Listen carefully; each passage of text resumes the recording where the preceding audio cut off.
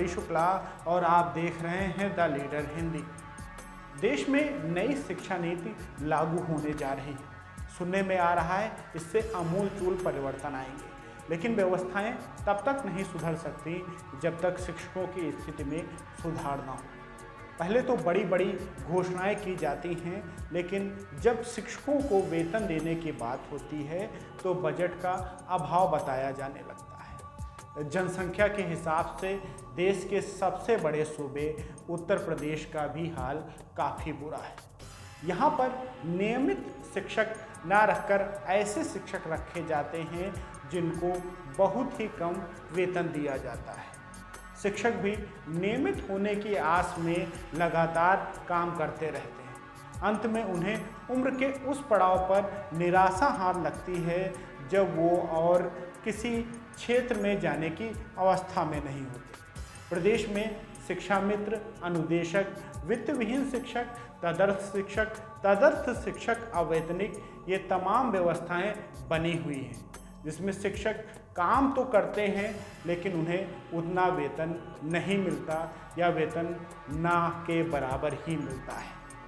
आज बात तदर्थ शिक्षकों की कर लेते हैं। एक शब्द आपने ध्यान दिया होगा, तदर्थ शिक्षक, अवैतनिक, जिस पर आप समझ गए होंगे कि बिना वेतन के काम करने वाले शिक्षक। अब सोचिए इन शिक्षकों के परिवार का भरण पोषण कैसे होता होगा।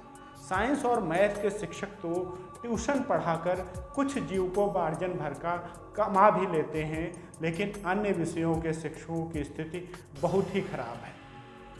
प्रदेश के माध्यमिक विद्यालयों में एक ऐसी व्यवस्था बनी हुई है जिसमें नियमित शिक्षक न होने के अभाव में तदर्थ शिक्षकों की नियुक्ति की जाती रही है, लेकिन कोर्ट के आदेश के बाद तदर्थ शिक्षकों को नौकरी से हटाए जाने की बात की जा रही है या इन शिक्षकों को प्रदेश सरकार द्वारा निकाली गई भर्तियों को पास करके शिक्षक बने रहने की अनुमति होगी। नौकरी जाने की मानसिक प्रताड़ना झेल रहे तदर्थ शिक्षकों के संगठन का दावा है कि 16 से अधिक शिक्षकों की बीते दिनों हृदयाघात या अन्य समस्याओं से मौत हो गई। प्रदेश सरकार के मंत्रियों से लेकर संगठन तक इनको आश्वासन दिया जा रहा है कि कुछ बेहतर होगा, लेकिन पिछले 2 सालों से ये बिना वेतन के लगातार इस आस में काम कर रहे हैं कि कभी न कभी इनको भी नियमित शिक्षक के बराबर सुविधाएं मिलेंगी। शिक्षकों की अगर माने तो पिछले 2 सालों से इनको वेतन नहीं मिला, जबकि कुछ शिक्षक जो अन्य जिलों में हैं उनको वेतन दिया जा रहा है। ऐसे में कोर्ट ने भी आदेश किया है कि जिस आधार पर अन्य शिक्षकों को वेतन दिया जा रहा है इन्हें भी वेतन दिया जाए। वहीं नियमितीकरण को लेकर भी तदर्थ शिक्षक संघ के प्रदेश अध्यक्ष विनोद सिंह का कहना है कि उत्तर प्रदेश के उप मुख्यमंत्री की पत्नी वंदना शर्मा को भी नियमित किया गया। जब डिग्री कॉलेज के शिक्षकों को नियमित किया जा सकता है तो माध्यमिक विद्यालयों में शिक्षकों को नियमित क्यों नहीं किया जा सकता। इसी सरकार में उप मुख्यमंत्री माननीय दिनेश शर्मा जी की पत्नी डिग्री कॉलेज में प्रोफेसर हैं और यही सरकार सन 2016 अधिनियम ला करके हम लोग कर्ज में डूब चुके हैं, क्योंकि विद्यालय में निरंतर सेवा देते आ रहे हैं। हम लोगों को कहीं से कोई अनुदान नहीं मिल रहा है। हाई कोर्ट, सुप्रीम कोर्ट एक बार आदेश दे चुका है कि लोगों को वेतन दिया जाए, लेकिन सरकार में हमारी सुनवाई नहीं हो रही। कोरोना काल में बहुत से साथी हमारे जो हैं भगवान के पास चले गए, लेकिन आज तक वेतन नहीं मिले।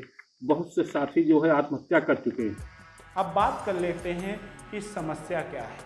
समस्या दरअसल व्यवस्थाओं में ही है। ऐसी व्यवस्थाएं क्यों बनाई जाती हैं जिनको लेकर आगे समस्याओं का अंबार लग जाए।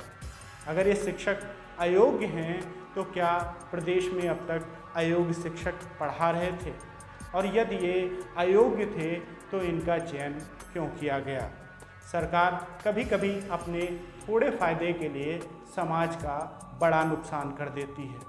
ऐसी ही शिक्षा व्यवस्था में नियमित शिक्षकों के न होने के कारण हो रहा है। शिक्षा जो मूलभूत सुविधाओं में होनी चाहिए उसको लेकर सरकार को सजग होना पड़ेगा, क्योंकि इस तरह की व्यवस्थाओं से शिक्षकों का मानसिक शोषण हो रहा है, जिससे वो अपने काम पर ध्यान नहीं दे पाते। वहीं प्रदेश की शिक्षक भर्तियों का भी बुरा हाल है। प्राइमरी शिक्षक भर्ती जो 2018 में आई थी वो अभी तक पूरी नहीं हो पाई। वहीं टीजीटी और पीजीटी की भर्ती परीक्षाओं का भी बहुत ही बुरा हाल है।